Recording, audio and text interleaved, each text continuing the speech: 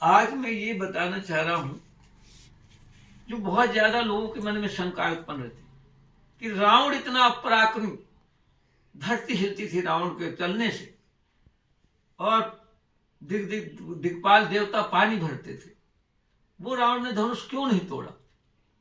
उसका एक जो कारण है, रीजन है। ऐसा नहीं कि रावण नहीं गया, रावण धनुष यज्ञ में गया, पहले गया जैसे पता लगा। और रावण जब गया तो रावण त्रिकालदर्शी था और ज्ञानी था। जैसे रावण ने धनुष के तरफ नीचे झुका, धनुष के बाजू में देखा, दाएं साइड में लिखा हुआ था ब्रह्माक्षर। कोई हिंदी, संस्कृत, अंग्रेजी और दूसरी भाषाओं से नहीं लिखा था, ब्रह्माक्षर, ब्रह्माक्षर के लेख लिखे। उनको केवल रावण ही पढ़ सकता था, उतना नॉलेज और कोई को नहीं था। तो रावण ने देख लिया, रावण ने देखा कि उसमें लिखा है कि जो भी धनुष को तोड़ेगा उसको 14 वर्ष का वनवास होगा, उसकी पत्नी नारी का हरण होगा और उसके पिताजी का मरण होगा। ये जैसे पढ़ लिया तो तुरंत राम ने समझा कि मैं देखूं तो किसके मस्तक में ये तो कहीं ना कहीं तो किसी में होगा।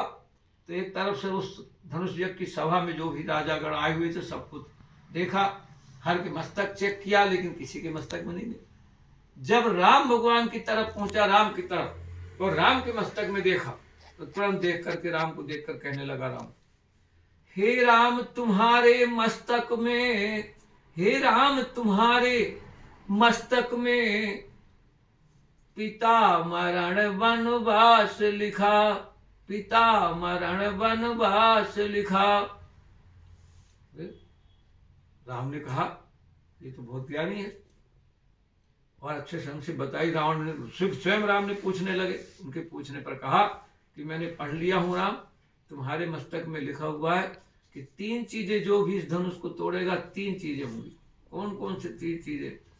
एक तो पहले होगा वन गमन, जो तोड़ेगा उसको वन गमन। दूसरी चीज उसकी नारी का हरण, और तीसरा उसके पिता का मरण। ये 3 चीजें निश्चित हैं और वो आपके मस्तक में, तुम्हारे मस्तक में लिखी हुई। और क्या लिखा हुआ है? राम भगवान ने पूछने लगा रावण।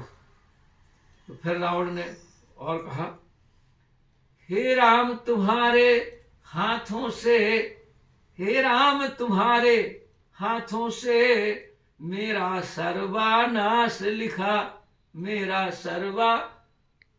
ये अब समझ गया। अब तुम सोच सकते हैं, अपन सोचेंगे कि जब ऐसा लिखा था तो फिर जब ऐसा करके कि मारेंगे तो इतना ढंग से क्यों बताया उनको? तो उनसे तो तुरंत इतना ज्यादा क्यों उनको ऐसा करके? भाई उनको तो गुस्सा आना चाहिए, विनम्रता बन जाए जब नाश लिखा।